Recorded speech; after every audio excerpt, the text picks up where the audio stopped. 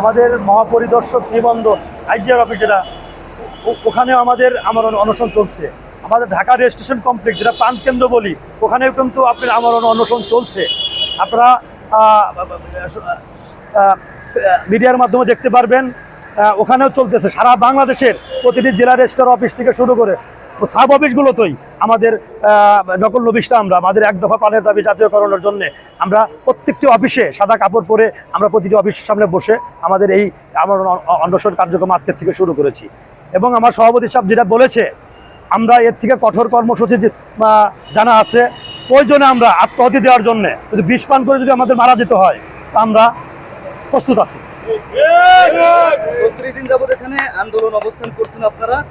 এখানে অনেক মা বোন, বাচ্চা শিশুদেরও আমরা দেখতে পেয়েছি। জি জি। তো এতদিন পর্যন্ত অবশ্যই মা এবং শিশুদের তো অনেক কষ্ট হয় সারাদিন বাইরে বাইরে থাকাটা, কিন্তু আজকে যেহেতু আমরণ অনশনে তারা অংশগ্রহণ করতেছে, তো এই যে এই বিষয়টাকে আসলে সরকার স্বাভাবিকভাবে নিবে? আপনাদের দাবি দেওয়া কি সহজে মেনে নেওয়ার পসিবল? অবশ্যই অবশ্যই, কেন নিবে না? আমাদের যেহেতু আইন উপদেষ্টা মহোদয় আমাদেরকে সে ব্যক্তিগতভাবে এবং মৌখিকভাবে সে সম্মতি জ্ঞাপন করেছে। আমরা আবার কি অপরাধ করছে? আমাদের লিখিত একটু আমাদেরকে এটা লিখিত আকারে আমাদেরকে দেওয়া হবে না। আমরা তো আমাদের জন্য তো রাষ্ট্রের কোনো ঘাটতি হচ্ছে না। আমাদের যে রাষ্ট্রের অন্য খাত থেকে টাকা এনে দেওয়া লাগবে ওরকম তো না। আমরা একমাত্র নকল নবিশটা গভর্নমেন্টকে রয়্যালিটি দিয়ে থাকি।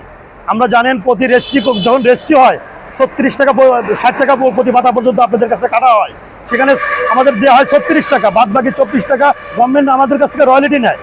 পৃথিবীতে এবং বাংলাদেশে কোনো সেক্টর আছে কিনা গভর্নমেন্টকে রয়্যালিটি দিয়ে সে চাকরি করে? আমরা কিন্তু গভর্নমেন্টকে রয়্যালিটি দিয়ে আমরা চাকরি করি, কেন দেওয়া হবে না আমাদেরকে? আমাদের যেহেতু আমরা শিক্ষিত যাত্রী, দেখতে পেয়েছেন আমরা কিন্তু শান্তিপূর্ণভাবে, আপনি বারবার এসেছেন, বারবার আমাদের দাবিগুলো আবার তুলে ধরছেন।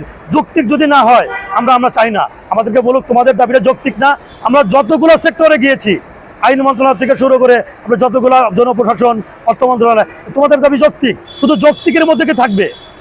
এই যে এই বর্তমান সরকার যে এসেছে বৈষম্য দূর করার জন্যে, আমরা শুধু তাদের প্রতি আস্থা রেখেই এই আন্দোলনে নেমেছি। এই রেজিস্ট্রেশন ডিপার্টমেন্ট আপনারা জানেন অনেক দুর্নীতির, অনেকে বলে দুর্নীতির জায়গা।